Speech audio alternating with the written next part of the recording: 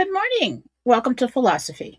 I'm your host, Jennifer Fallaw, and today we're going to go over some Jentel from yesterday, just in case you didn't see Real News Live with Mike and Jen yesterday morning.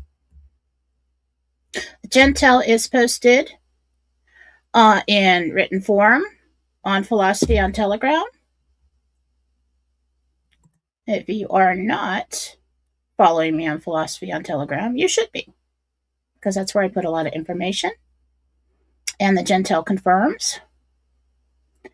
Let's see. Let's do a little self-promotion before we get started. Please like, share, subscribe, become a monthly supporter of mine. We're going to be doing a monthly supporter reading show pretty soon. All right. What else do we want to do?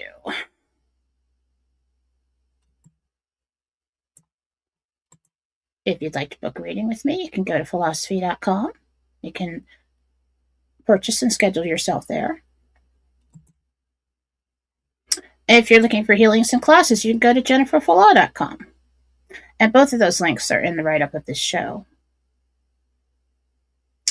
And I don't like commercials, so that's enough of that. Let's go and get to the Jentel.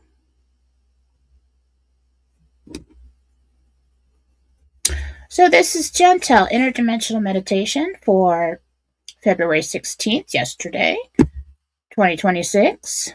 Sixth level of heaven. I met with Jesus, the apostles, and the archangels in the library. The dress was light blue and white.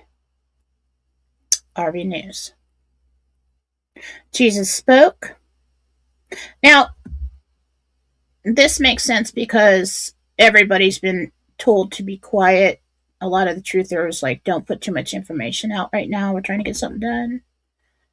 So Jesus did not give me any kind of timeline. For the RV, he said, the tensions abroad are delaying the release of funds to lower tiers. Public release of rates await authorization. So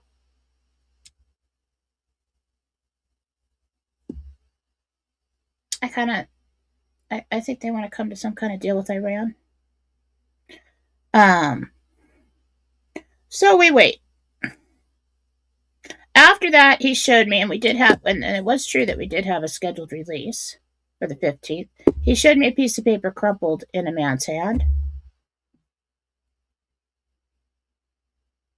Someone holding a gold coin. And then a man picking up corded bone and then pushing a button. So something's going on. Then we get down to coming in the news. And the first one is release of funds and rate reveal. Okay. So that is coming. But it seems we've experienced another delay. Next one, I got thunder and lightning. I'm really more concerned about lightning strikes. I don't know if it's this week or coming, so keep an eye on the weather. I was looking Midwest area. Not quite sure. And then this one we've already gotten a confirm on today. Trump meets with a leader. So he looked kind of slender, not like real slender, but he was wearing a suit. He had dark hair, or brown hair. And then this morning, I was sent some information.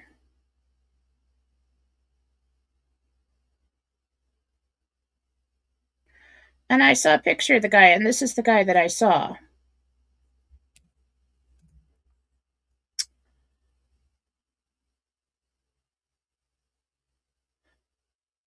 Arakshi? I don't know how to pronounce his name. We have reached an understanding on the main principles of the talks with Washington, Iranian foreign minister. So yesterday I said he looked Middle Eastern, kind of in a Middle Eastern, lighter skin Middle Eastern. So this is important. Let's find out what goes on. That's happening today. Um, he announced on Tuesday that an understanding has been reached with the United States on key principles during the direct talks in Geneva.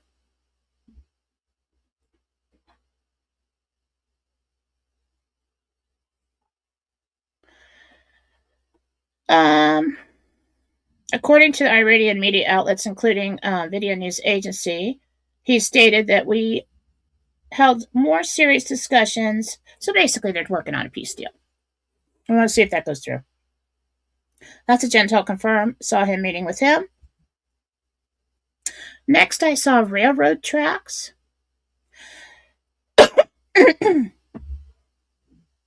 Like old fashioned railroad tracks. I don't know what that's about. Next one, a bill passes. Now, I didn't know they were working on a bill right now, but it looks like it's going to pass. So we're waiting on that Jentel confirm. I don't know if it has yet. And the last one we got Jentel confirmation on yesterday. Later in the day, it said cloud seeding exposed, and then we had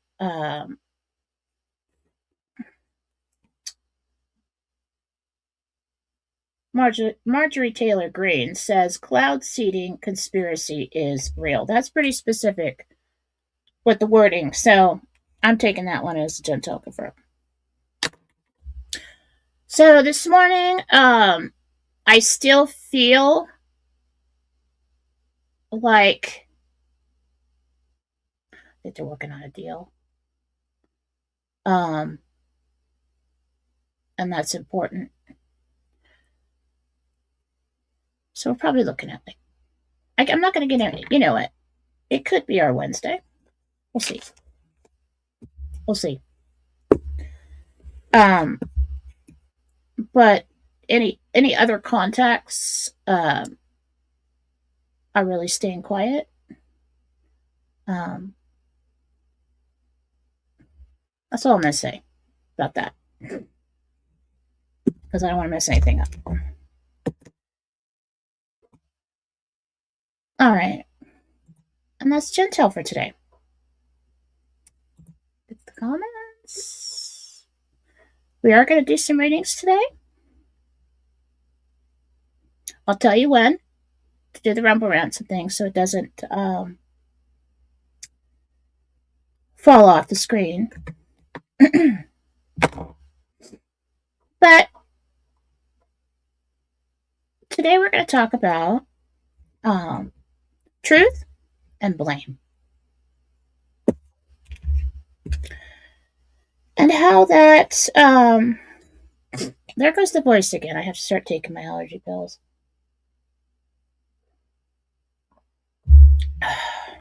Annoying.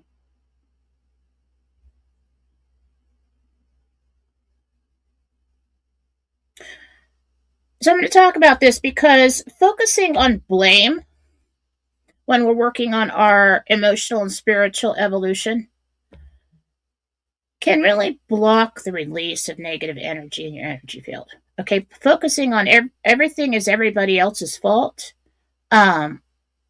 keeps you cycling in the negative energy of the past. And you really don't advance when you do that. I mean, taking a look at a situation and seeing your part in it, being honest with yourself about that is very, very important. Not just so that you can release everybody else from blame, because in most situations, everybody's to blame. So, in trying to raise our vibration, and we really have to embrace the truth about everything, whether it hurts or not. And a lot of times when we embrace the truth about things, then we can release it. And we can say, oh, all right, okay, fine. I may have contributed to that situation. Whether it was jealousy or insecurity or, anger or control, whatever. I may have done that. And then we can change our behavior, not do that the next time. You know? So we'll take examples of that. I'll just use examples from my own life. I never really understood why somebody focused on blame so much, even as a child. Um, I didn't stand up for myself and speak up much as a child. Probably not till I was like a teenager that started. Um, but I remember thinking about it a lot, thinking about things a lot. I was always thinking. And I remember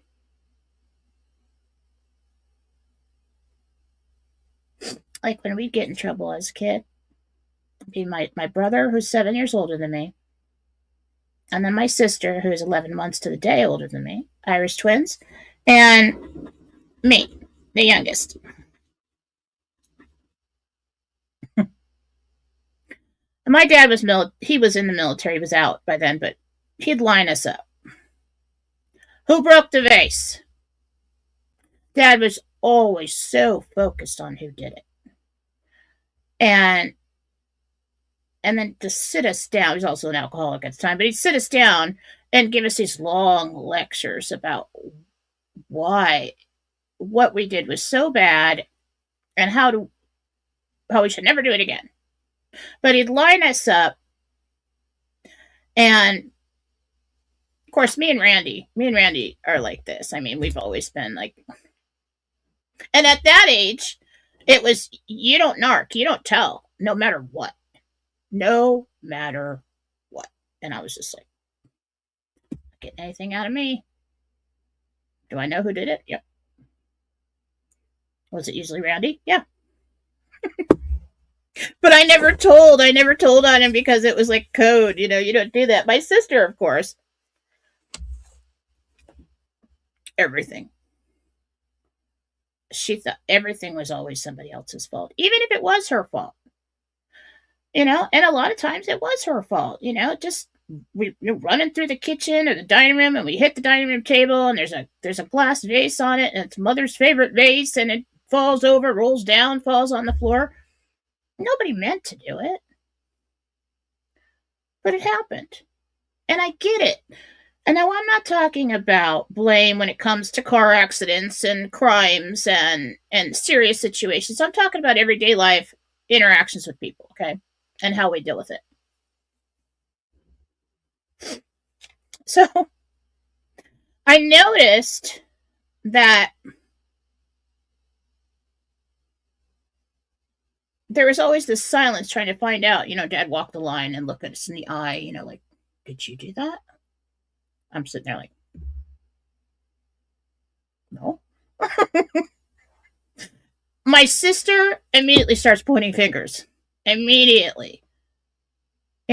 Let's say it was Shelly's fault for this example, okay? Let's say it was her fault. Me and Randy still were just like, not giving it up, not giving it up. But Shelly, even if it was her fault, would turn and start pointing fingers at us. And usually, if it was just me and Shelly, it was always my fault. Everything was always my fault. And I was so passive that I was just like, I didn't say the words. I didn't say, well, no. Well, Shelly's an idiot. And, she's playing ball in the house and broke the vase or whatever it was. I wouldn't say that. I would just take the blame. My brother, usually when it was his fault and he got in trouble, he'd finally own up to it. Okay.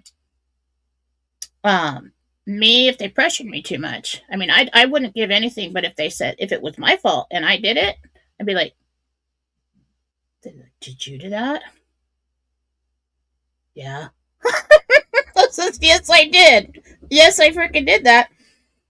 So there was something about owning up to it that felt like a release. It felt like a relief, although we were going to get in trouble. Okay, all right, now you're going to get on restriction, and now you're going to have more chores. My sister would never own up to that, and I noticed that as a child, that like Randy and I kind of grew emotionally Um, we kind of saw both sides of a situation. We became more fair over time. Shelley never really did. She always has to find who's to blame. I think she's a little bit more like Dad. Um, and I noticed how she didn't really progress um, emotionally, spiritually. We weren't really focused on spiritual things back then, but it was like, we're Catholic. We had to go to church, whether you're dying or not. Um, so fast forward, another example.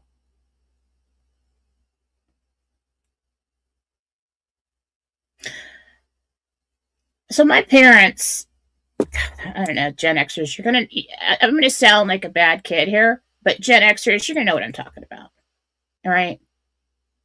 You're gonna remember. Okay. I think it was the summer of '89. I had my driving permit. I didn't have my license yet because I hadn't done all the, hours behind the wheel. Shelly didn't have her license because every time she should have, but every time she took the test, she'd fail behind the wheel because she'd get so nervous that she'd do something stupid like drive over a curb. So we had to get her hypnotized so that she could pass her driving test. It worked. So my parents, we lived kind of like on Snob Hill. My stepfather was taking $1 million a year salary, had lots of businesses, had lots of liquor stores, had a manufacturing company. My mother married him when we were a few years before. And we just came along with the deal. We were the inconvenience that came along with the deal. So Shelly and I were living in the house. And it was a multi-level house with a pool, and it was really nice. And we just lived there. So for their anniversary, they tell us, I think Randy was there when they told us, but Randy's 7 years older than us, so I think I was like, I just turned 16, and I had lots of friends, very social person, lots of girlfriends, lots hanging out with the girls all the time, and so Mom and Bill told us, oh, we're going to go away for our anniversary for 2 weeks. And we're going to leave you here in this luxurious house with pool in an old avocado grove, and while we just live on chips and guacamole the whole time. We're going to leave you here. And we don't want you to have any parties. Just hang out. We know you don't have your license yet, you don't have a car yet, but we're going to put Randy in charge of you. Yeah, Randy was there. Because I remember looking over at Randy like, okay. Because Randy was the one who bought us beer. All right? So they leave. And they're like, well, if you just have any problems, if you need a ride, and you just call Randy. I'm like, that's the stupidest chaperone you could have gave us and all my friends. That is because Randy was at all the parties with us, with his friends. So anyway,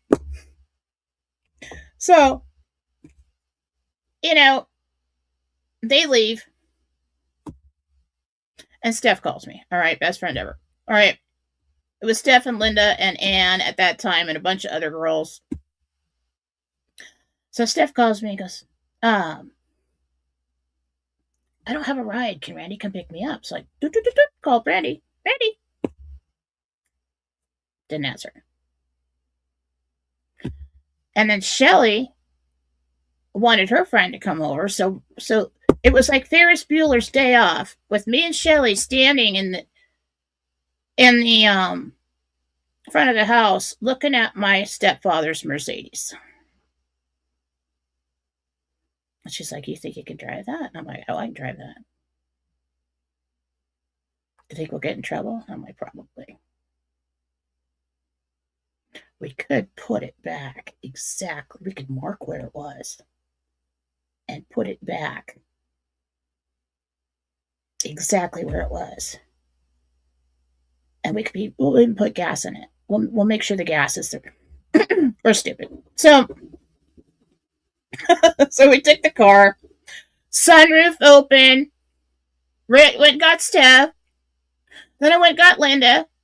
And then we drove around and picked up like a bunch of our cheerleader friends and everybody else. And so the house is full of kids. All right. My parents, they also told us, don't touch, they had a wine cellar. They said, don't touch the liquor or the wine cellar. The wine cellar, my stepfather owned, I don't know at the time, he got rid of a bunch of the liquor stores, but he probably had like 5 different liquor stores stocked. So, anywho, for 2 weeks basically,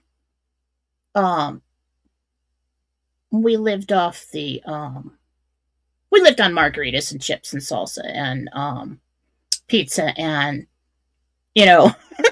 just guacamole, and we hung out at the pool and we had all our friends over. So here we go.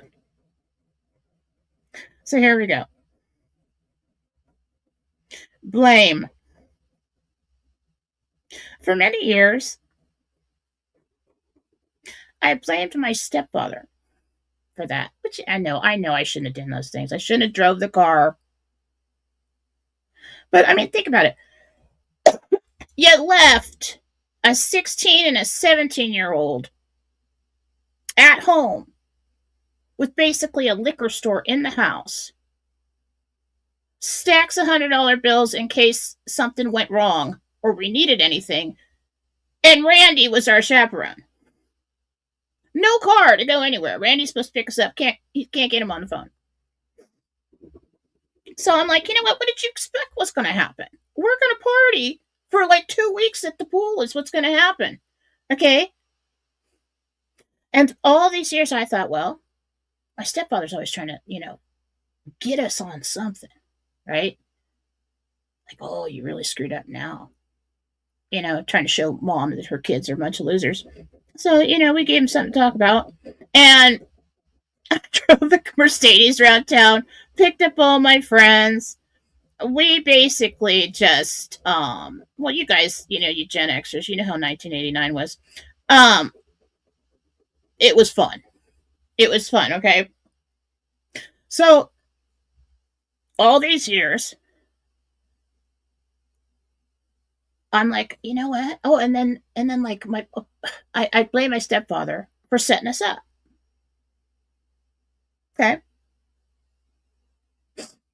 So, because that's the situation, you leave us with no car. It's summer before junior year. Yeah, I think so. Yeah. And we have lots of friends. You left it with liquor and money and my brother and expect us all to sit around and read books and stuff. That's not going to happen. That's not going to happen. And he told the neighbors to watch us and not to say anything to us. So of course we partied for 2 weeks. And it was fine. We didn't have anybody over that we didn't really know that time. But there were times when there was like 20 people there. But we knew them. Anyway, nothing bad happened. But the neighbor was spying on us, and it was the neighbor that lived up the hill that could see down into the pool area. We didn't know that. So, trying to cover up everything we did. We cleaned the house. Me and all my girlfriends, we cleaned the house. Spotless. Aired it out. Because some of my friends smoked. Aired it out for like 3 days. Okay? And so when my parents walk in the door, everything is perfect. The car, we checked the spot, we put it back, we made sure that there's the exact same gas in there. We couldn't do anything about the mileage, but it was only a few miles. and hoping he wouldn't notice. So mom walks in the house, and then all these years I'm thinking, she's got like bionic smelling or something. She's got her sense of smell is like bionic. Because she walked in the house, she goes, I smell cigarettes in here. What? I'm thinking to myself, and I'm like, don't react at all. I'm like, well, that's odd. Well, that's odd. You know? And so everything went downhill really fast, okay? Because they walked over to the neighbor's house before they even came in the house. They already knew everything that we did. Everything that we did. So it was my fault. You know, it was my fault. I shouldn't have done it. But, so this is how it went. So they line us up. And, of course, Randy wasn't there. And Shelly did everything with us. She was standing there with me when we decided to take the car. Okay? She did everything with us. She was there for the whole thing. And then the time came, she just starts, once again, she starts pointing at me. Yep, it's all her. I'm a sweet little angel. And I was over here studying my math or whatever in the middle of the freaking summer. She never ever did anything wrong, okay? And then it was like this moment where they came up to me. The stepfather's like, did you drive my car?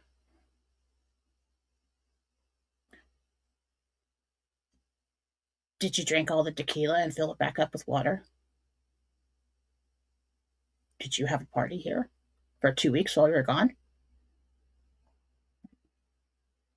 Yes, I did. Yes, I did. It was like such a relief to let it go because I'm thinking, there's no way out, man. There's no way out of this one. You're not getting out of this one. There's no way out. And he's like, and then my mom went off and blah, blah, blah, blah, blah, blah. And my stepfather's just staring at me. Sometimes he was cool. We have this weird relationship. And he's like, you know what? You're going to be on restriction for a month. The last month of summer for this.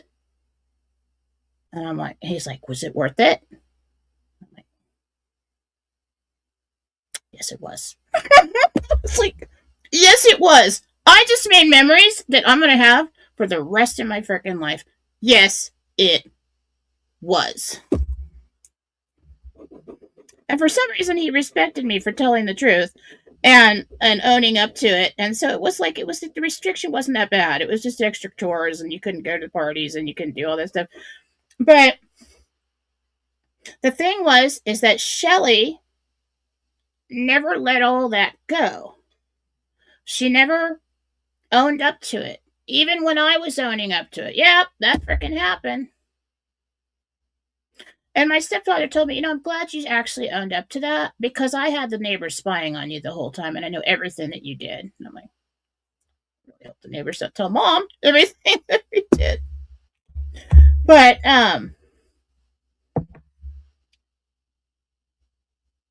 so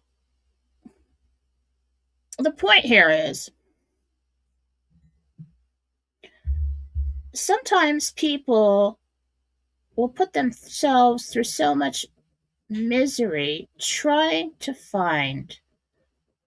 You're projecting negative energy for one when you're constantly trying to find who is at blame. You're keeping the lies and the deception within you when you don't own up to what actually happened. I mean, I was backed into a corner and I just made a decision. I could have just lied and said no. But if something told me this is going to be worse if you don't just own up to it. So I did. But I could feel it leaving me. It's like a huge weight was lifted. And being honest about, like, was it worth it? What am I supposed to tell you? I didn't have any fun? Yeah, it was freaking worth it. I had a blast. I'll never forget it for the rest of my life. I took the hit. I took the punishment, but Shelley never did. So there are people that I know in my life that are like that. And so anytime something happens, they immediately jump to lies. They jump to covering up their behavior. Um, and she's always looking, okay, instead of focusing on my part in the situation, I'm gonna deflect from that and focus on who I can find to blame. People do this over and over again. A lot of people do it, like, well, even somebody who's lost a job, hating their boss, and you fired me, you should have well, you were late like 17 times. You were told like 4 or 5 times not to be late, and you were late again. What did you expect them to do? Well, they're just a terrible person and they're evil, and I'm going to send them dark energy forever because I lost my job. What, you supposed to make special exception for you when they're not for anybody else?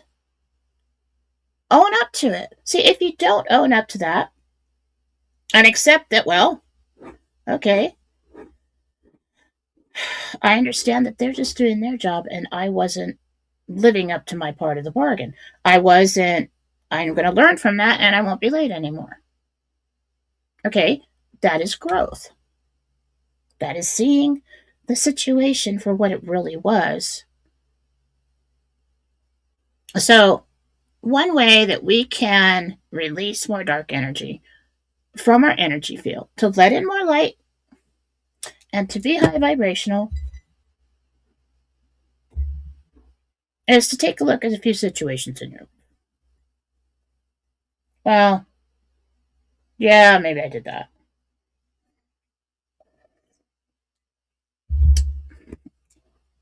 Maybe like in a relationship, maybe he was jealous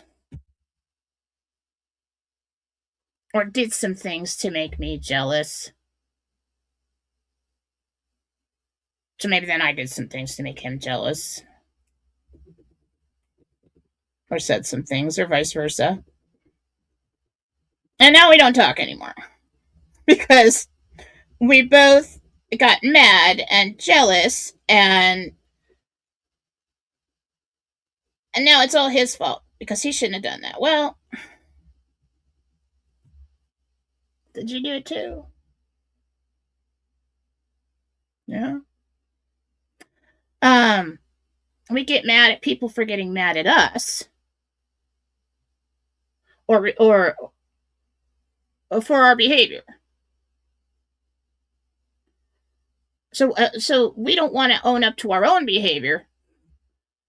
We just want to blame everybody else. And there are people that go to the extreme. They will blame everybody for everything that ever happened to them in their entire life. Because sometimes they can't even accept that they could ever do anything wrong. That's not progress. That's a dead end. And that's only going to get darker and darker and darker, and you're going to fill up with more dark energy and more dark energy. Get rid of it. That's going to hurt initially. Well, yeah, maybe I might have said some things. I might have caught that ball and fought with them. I might have said something to hurt somebody because I knew it would hurt because they had hurt me. But it's all their fault because they hurt me first. No. Just like the parties. I had every opportunity stand in front of that car, not to drive it, and just go be a good girl and stay at home for like 2 weeks. I was supposed to stay at home. All right, no, that's not progress. Okay, I could have not done that. I could have thought of my mother first. I could have been obedient. I forgot to close the door. Dogs are in there. Did I? No.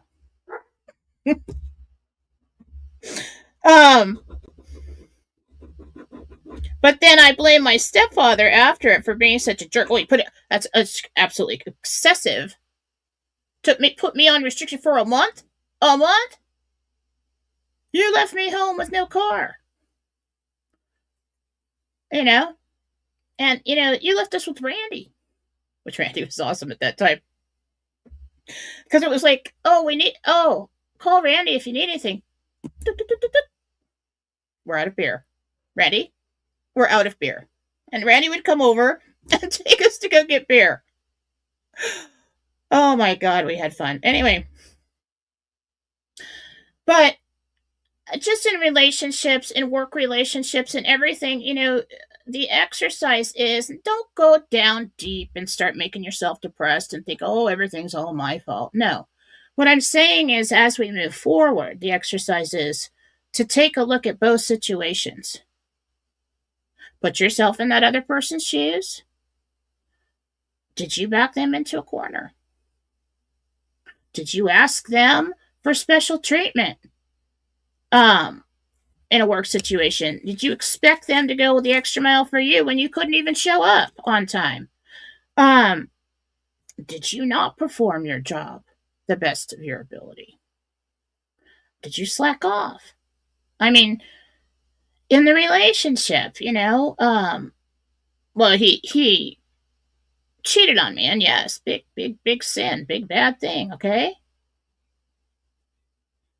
And sometimes nobody ever did anything and people are just cheaters. But sometimes, well, if you were married, were you in a loveless marriage? Did you not touch the man for 2 years? Yeah, he should have got a divorce. Yeah, he's got a lot of fault there, but did you have a part in that? Did you insult him? Did you deny him? Did you hurt him? Did you make life miserable so much that he ended up in the arms of another woman?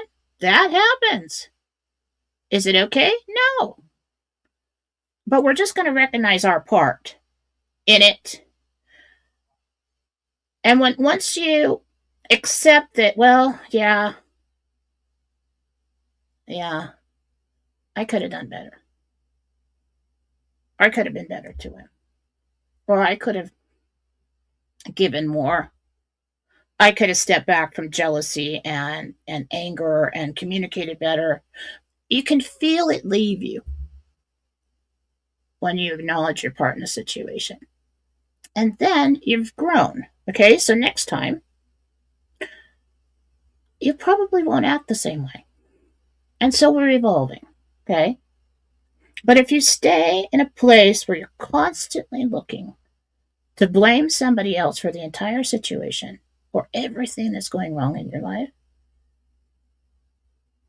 you're going to stay in that rut.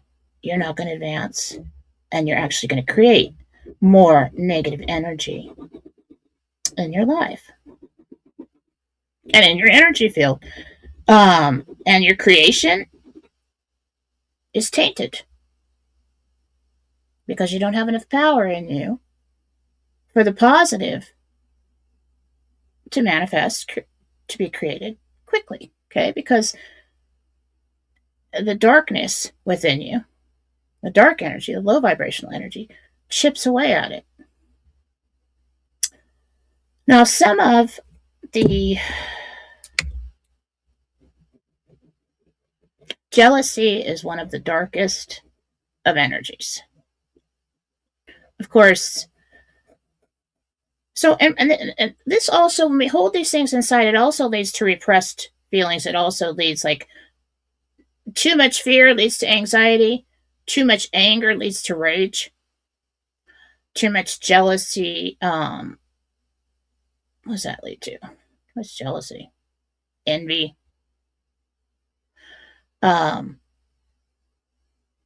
Insecurity.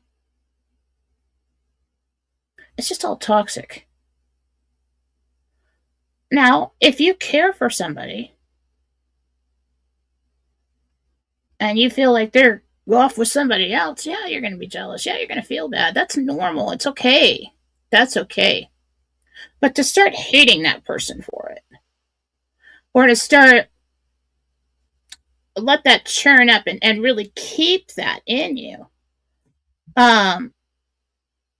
it's not good for you. And as we move forward into God-centered conscious creation, we're working on evolving and being high vibrational. We have to acknowledge these things. And we have to let it go. Acknowledge people's choices, accept people's choices for themselves. Yes, if they wronged you. Yes, if they hurt you. That is true. That is valid. They did that. But then, in turn, did I have any part in that? Did I cause any of that? If the answer is no. Well, if the answer is yes, address it. Yes, well, okay, I see that. Yeah, I kind of did that. Yeah, that over there. Yep, I did that. I'm not going to do that anymore because it led to something bad. Okay? Now, if it's just them hurting you and that is valid and true, then acknowledge and release it. The pain is over. I don't have to hold on to this. That was their choice. That was their fault. In truth, more so their choice to act like that. Their choice to sabotage whatever it was. I release it from my energy field because I don't want to continue to be hurt by that. You see? So, just another step. Blame is a big one. I've never understood it other than to find like the thief or to be constructive with it even as a child. I'm standing there in the line and dad's just going on and on about who did it, I mean, why it's so bad. We got to find the blame. It's like, well, I think we all realize that was wrong, whoever it was. It's broken either way.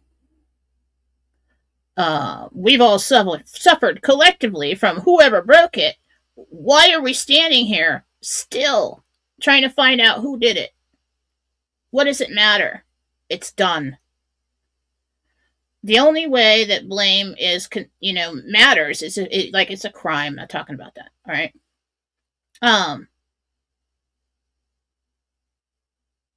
Is to understand the situation so that we can move on. We can grow from it. And we can alchemize that negative situation, turn that negative event into a positive one, a constructive one, by turning it into a lesson.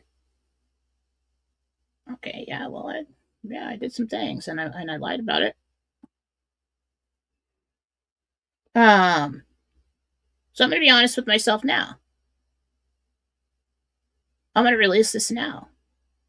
Now that I'm looking at it, I see, well, yeah, I probably shouldn't have done that. Probably shouldn't have done that. Party, though, totally worth it. Yeah, that was worth it.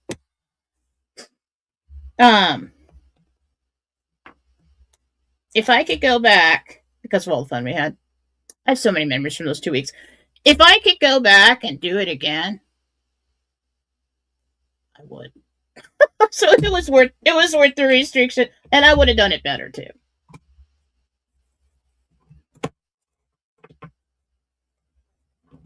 Yeah, I would have done something. That was fun. Anyway, but I'm talking about other situations where you know that especially if you say something to somebody, and they address it and they say, "Well, you said this, and that hurt my feelings." Don't gaslight them and don't just own up to it and release it for everyone. You can feel it in your body. You can feel it in your throat when you decide to say, well, you chose to feel that way, or no, I didn't say that. Well, last I checked, both ears are working. And yeah, you did. Yeah, you did say that. And I'm trying to communicate with you nicely and tell you that upset me or that hurt me. So step back from the ego in that moment when somebody's doing that and say, yeah, okay, I said that. I'm sorry. I do that. It was not my intention to hurt you. And then when you do that, you can feel both people lighten. You can feel the muscles untense. You can feel this energy like leave you. So, in any situation, whatever it is, whatever the examples is, it's best for us in our evolution to own anything we did wrong. Okay? And it's hard sometimes, depending on who you're dealing with. Especially if there's somebody who's always trying to catch you doing something wrong, like me and the stepfather. But like, such a weird relationship. So like at that time, he could be really cool. He could be really fun. But it was like playing with a snake. Sooner or later, he's going to bite you. And but I knew when he had me cornered, and he asked me straight out, "Did you drive my car?" And he looked mad, and I'm like, he knows I drove his car. Yep. Did you drink all the tequila? Like 4 bottles of tequila with your friends and fill it back up with water? Oh yeah, we had margaritas like the whole time. We lived on them. Yes, absolutely. Did your friends smoke in the house? Mm-hmm. Yeah, they did that too. Did you clean up the place and try to have it clean so that we wouldn't know anything about it and try to lie about it and all that? Yes, you're welcome. It was a huge job, but we got it done, and we thought we had it good until Mom walked in. And but he knew. He actually confessed. You know, I'm glad you told me that because we had the neighbors watching you. So it was almost like I was in a lot of trouble, okay? But it was almost like we almost laughed. Because he left knowing I've got those kids. They're going to be in so much trouble when I get back. I got them. There's so much bait. There's no way they're not going to take the bait. I left them with no car. I left them with, $500, and at the time was a lot in emergency fund money, a house full of food, and a liquor store in the wine cellar. And with their brother Randy, who's like the biggest partier ever, and would do anything for his little sisters. So he released that too when he said, "Yeah, I had the neighbor spying on you." So it could have been a lot worse if he had to come up with reasons for how he caught me, and I had to come up with, and I kept denying it. That would have been bad. That would have been bad. Then I got to hold this lie for the rest of my life, right? I don't. It makes you feel sick to hold lies inside you. For me now, because I've become very honest over the years and learned that, well, it's probably just best. Well, first of all, try not to do things wrong, but probably just best to let it out in the beginning, just right in the first place, because now the dark energy that I'm holding in actually makes me feel kind of nauseous, if that makes any sense. All right, so don't blame everybody else for everything that's happened in your life. You know somebody like this.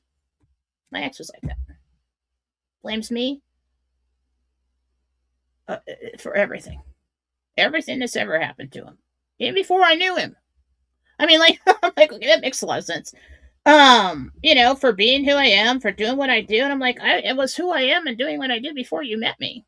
It was okay then. Can't acknowledge, but he's got problems. But can't acknowledge anything that was ever his fault at all. And it's like, you know what? You're eating yourself up with that. You're holding so much dark energy in you with every thought of how you can blame other people, you're really not releasing yourself from anything. You're just carrying it around. So, the truth will set you free. And that is being honest about your part in anything. Being on, and that doesn't mean you want to take the blame for everything either. Just be honest about both sides. And if somebody doesn't give you, this is the one thing I hate the most. If somebody never gives you any kind of closure, never communicates with you, never tells you why, never tells you what happened, and you just have to go on, well, they leave you to come up with their own conclusions about you. You know, if they never come in and give you any kind of closure, well, I mean, you can say, well, maybe he was a bad person. You know, maybe he wasn't a very good person. At the very least, you know, you could have deserved some kind of explanation, release you from thinking about it. And that's their fault if you have to come to that conclusion about them to move on. But then move on and say, well, I did everything I could with that. I'm going to give that one to him or her or whatever, whoever it is. But I'm going to release that because I don't want to carry it with me. Okay? All right. Truth will set you free. Do not focus on blame. Let's get to some questions. All right. You can start your Rumble rants.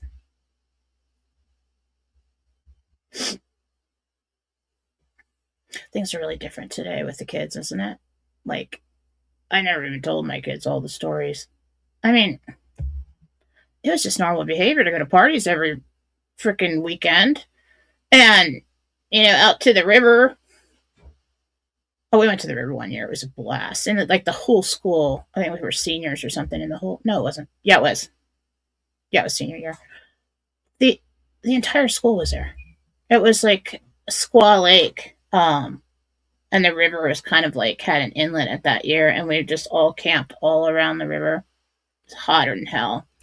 But everybody had something, and we all came together to this big community breakfast. I mean, it was fun. I mean, it was so much fun. People don't do that stuff nowadays. It's like weird. But us Gen Xers, man, we had some fun. And it's crazy that we were just like all okay, isn't it? I mean, yeah. Okay, let's get over to Rumble and see.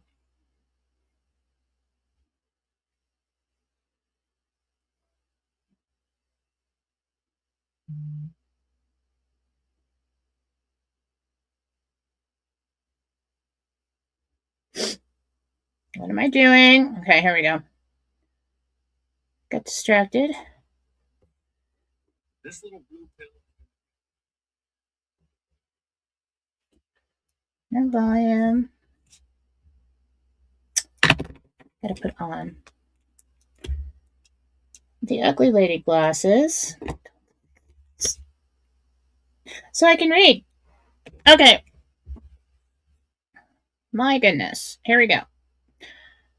Oh, I didn't do $10 minimum, please. Or there's too many. Okay. Did it again. Let's just start at the beginning here.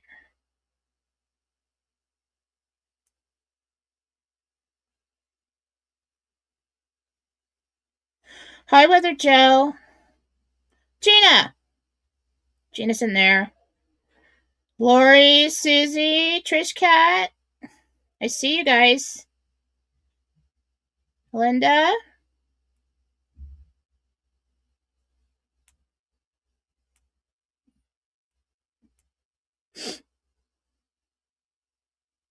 Apples and magnolias.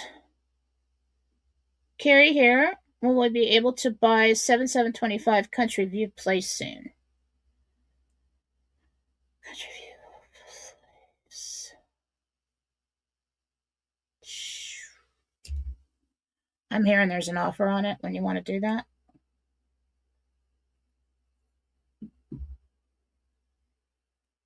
Subject to change, but that's kind of where it's going right now.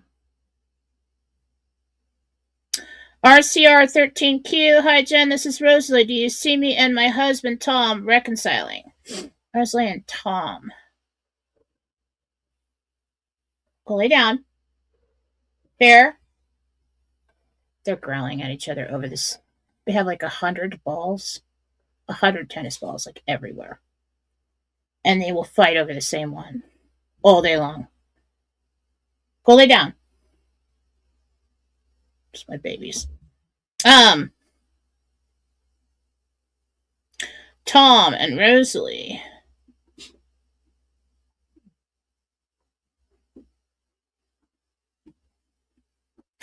I feel like Tom is really closed off to that idea. He's really holding on to a lot of resentments.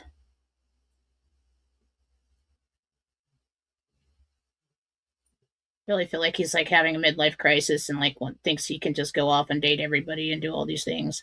And he's just having wonderful time. He's not. He'll learn. Anyway, so I feel like somewhere, if that happens, it's somewhere in the future when he feels like his plans didn't work out for his bachelor life. That's what I'm seeing.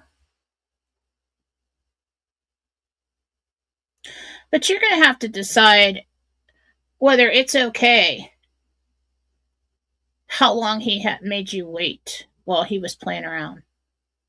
Is that okay? So I'm just really not seeing a reconciliation soon. Chucky Mike. What the heck?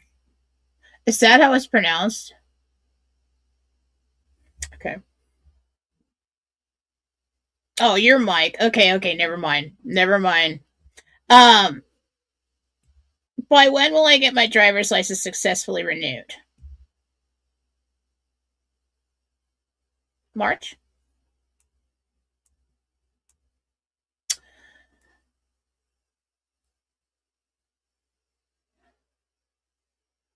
Hi, my best friend Jen. Is Keisha Mitchell. Hi, Keisha. So my husband Jarvis had his first heart attack at 33. Wow. And fourth one killed him at 41. I'm so sorry. Should I be worried about getting my son Jarvis tested early? He's 19.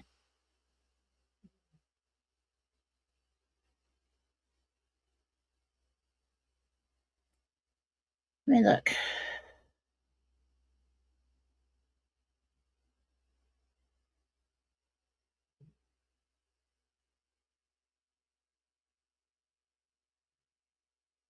I think his heart is stronger than his dad's was. I feel like there was something that the dad was either doing or there was some kind of like birth defect or something going on. His case was extreme.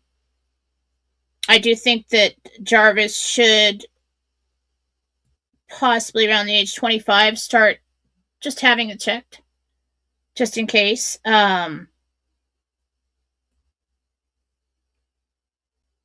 I don't really see that happening to him in the future. But it could be from a med bed or something. That's the reason why it doesn't.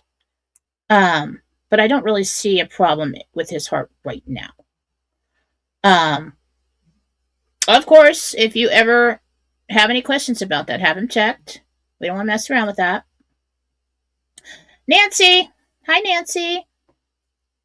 Can you tell if my daughter-in-law, Kathy, has PTSD? From several things.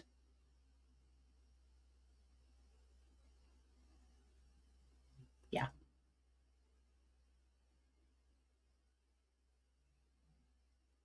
And has every right to. But it could use some counseling on that. Yeah. Hi, Jen. Jane B. here. Looking at purchasing 2 of these 3 properties. Do you see me at any one of these 2? 53C Castle. Build on a lot. KK10 or newly built house on AC16. You're gonna build it.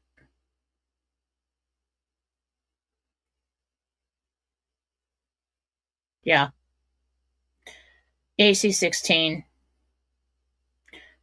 Chosen 3333. Will my leave from work last until after the RV? As of now, yes. Weather Joe, you didn't have to do that. Thank you, Joe. Hi, Jen, you're the best. Made it back from Vegas. Thank you for the help. Kershaw did fine. Good. Next tournament, nearly 3 weeks from now. How will he do? And will you fix or buy a vehicle? You're gonna buy one. How will he do? 3 weeks from now.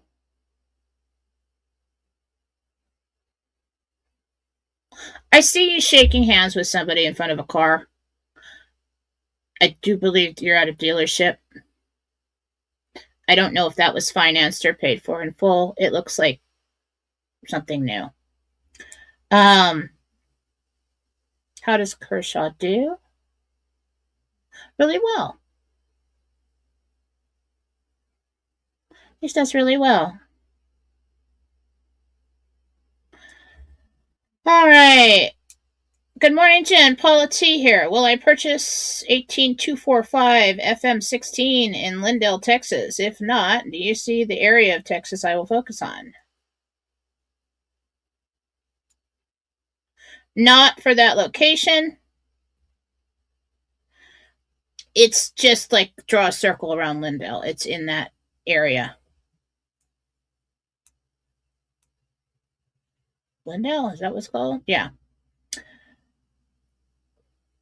Hi, Jen. Will I stick with my job for very long post RV? Couple weeks. Not very long at all. Like 2 to 4 months, 2 to 4 weeks.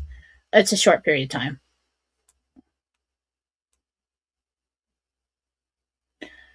Whoops. There we go. Hi, Jen. Sean here. I'm not saying your last names, but I see them, okay? Can you ask my guide if I am on the right path and my injury, if my injury was part of it? Your injury was to slow you down, get you to reflect, and shift your focus onto something else. And that is written. Yes. Yeah. We're good authors when we're at home in heaven. We are. And we're in a perfect environment and we're thinking, I can handle this. Yeah. Do this. That's not going to hurt that bad.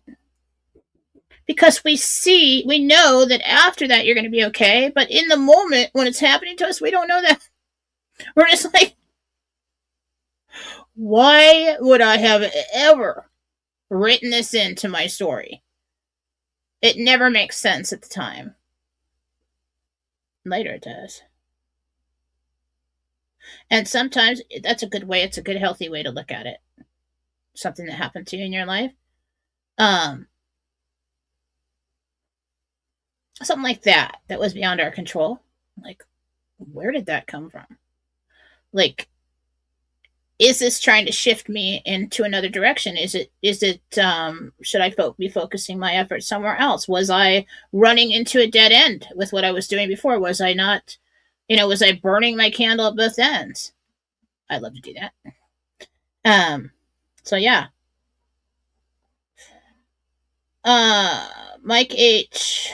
By when will my passport be delivered to me? Mike H. I actually heard a month.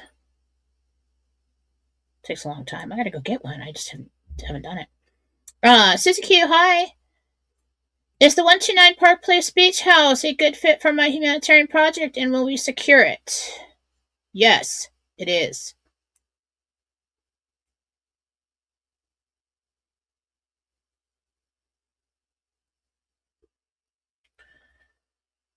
Christmas wishes. Looking good, Jen. Oh, thank you. I appreciate you taking time to come on and give us hope. I promise not to shoot the messenger. One day will happen. We just need to have faith. God really does have the best plan. Yes. And that's your plan.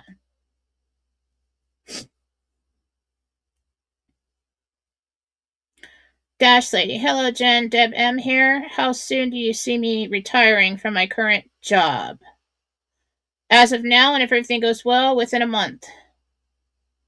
Kathy Weber here. You say I will have 24 acres or 240 acres. It will come back on market. What? Or wait. Okay. You said I'll have 24 or 240 acres. I remember that. Will it come back on the market or will I have a house built? Okay. Market. It'll come back up on the market. Jean S. Could you please tell me if my next street address is 821 or 2238? You guys are playing too much on Zillow. All right? Okay? Way too much.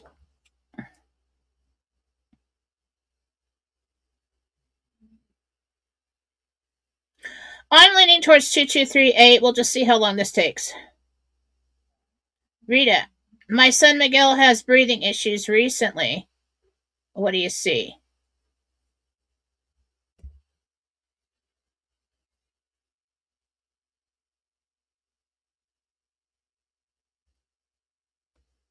It's bronchitis. All right, I think I did them all. Did I get them all?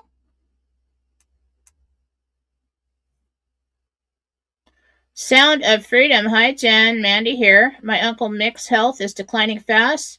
Do you see his loved ones waiting to welcome him home in heaven? Let me see.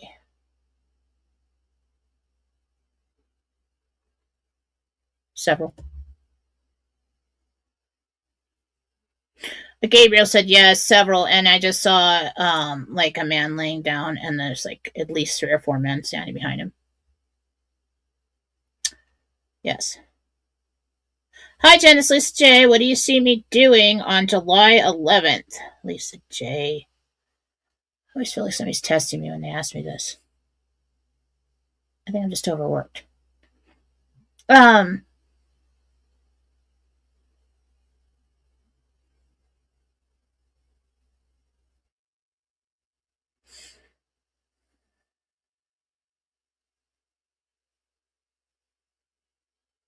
What? Random, and I could be totally wrong. Okay? I heard masquerade ball. It's probably totally wrong.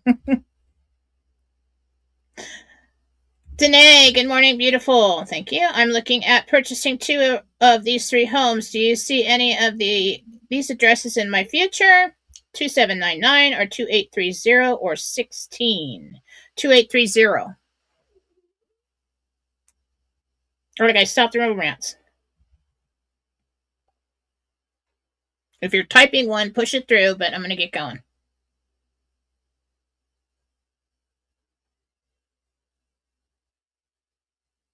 I'll do another show this week, too.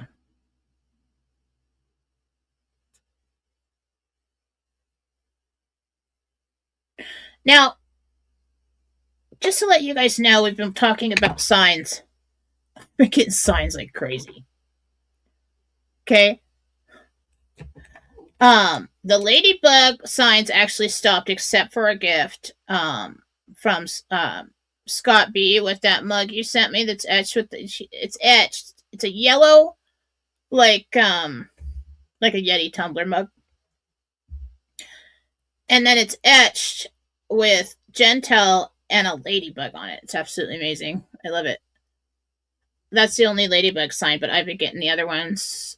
The 811 is haunting me. I mean, it's not just the clock. And I'll scroll YouTube and watch things, and I'm thinking, okay, I don't really get the 811, but I'm like, okay, angel number 811, it is important. 811 is important. Okay, I get it every time. Okay.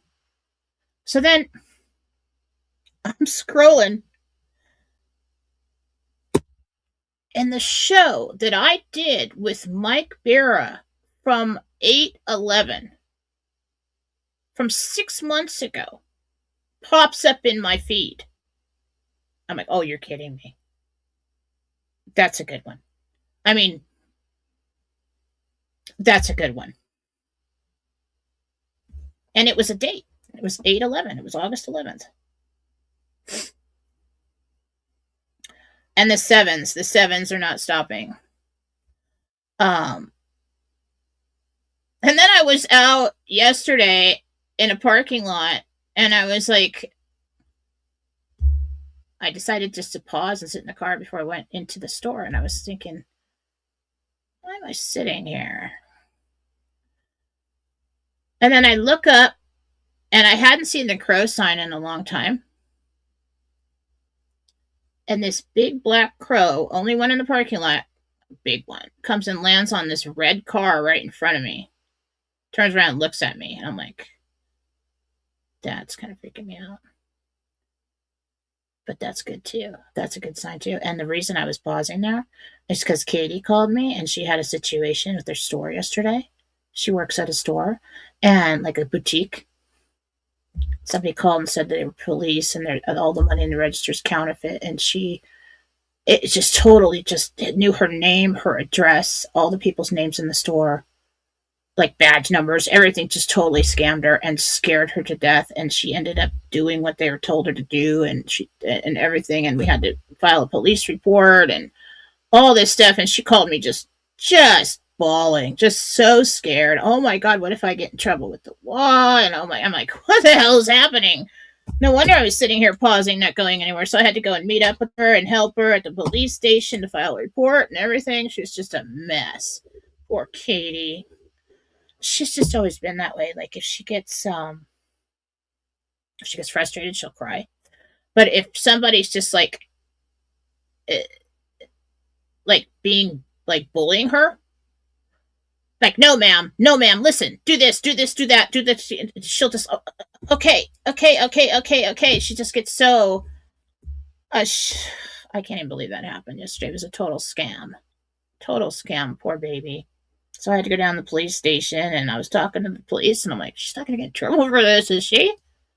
And they're like, no, it's just a scam that's going around where they call and they say they're the police in your town, and go and do this and take money here. And she wasn't even thinking clearly, because the guy had bullied her so much on the phone and made her think she was going to get in trouble if she didn't do what they said. And I'm like, baby, but she doesn't know. She never had any interaction with police. She doesn't know how anything works. It was just terrible.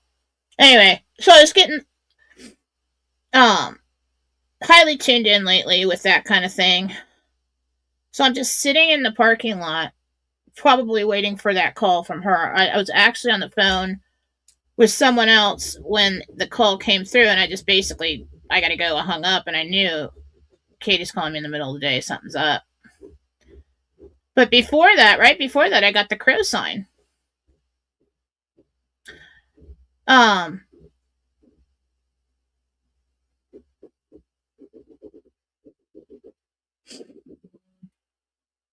Let's see what this is. Hang on. A weird show today. I don't really care. Here we go. Iran says they reached a general agreement on a set of principles with the United States. Trump meets with a leader. Okay, I think we got a Jentel confirm on that. If that's what they're waiting for, that is good news, so that we can move forward. Like, Iran has always been a problem, and they could possibly always be a problem unless we get them signed in on something that's not going to get in the way. And if they have nuclear weapons and they're like the last place for the cabal to hide and regenerate their money and do their dirty deeds, that's something we got to take care of. It's not just about the RV, it's about Nasara Jasara. And we just don't know what we don't know. Okay? So I think that's good news. I'm going to post that on Fallawsophy and Telegram. Thank you, Scott, for that. Sent me a screenshot. All right, guys, I'm going to get going. Oh, I have been doing healings. For all of you waiting for responses from me, whenever there's a birthday in the family, I spend like 4 days doing things. Okay, and that's what I did Thursday, Friday, Saturday, Sunday. Because I spoil the children. It brings me joy. So I've been catching up on the emails. I've been catching up stuff. I'm going to finish up the emails tonight. I have a list of people to email back for finished healings. I did some of those over the weekend. That's where we're at. If you'd like to get a reading with me, we're almost through February here. You could get on the schedule. Silver for Saturdays, I'm still doing that. If you would like to participate in that, you just basically send me the equivalent of Saturday reading is $250 because it's a freaking Saturday. That's why. It's got to be worth it. And I'll accept it in silver as a gift. And I will gift to you a reading on a Saturday. Right now, let's see here. 20. It's hard to get on my schedule. Oh, no, we're not scheduling for that. So I'm scheduling for the 7th.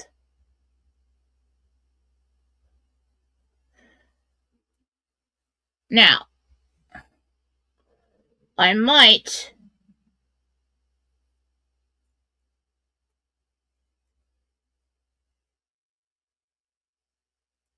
just looking at my schedule if I really want to do that all day long on Saturday. Let's see here.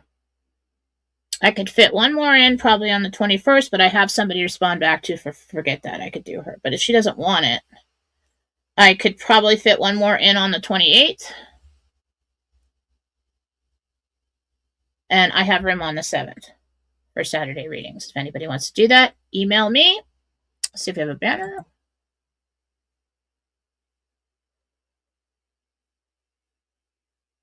Well, go to jenniferfallaw.com. My email's all over the website. You can send me an email, say I'd like to participate with Silver for Saturdays.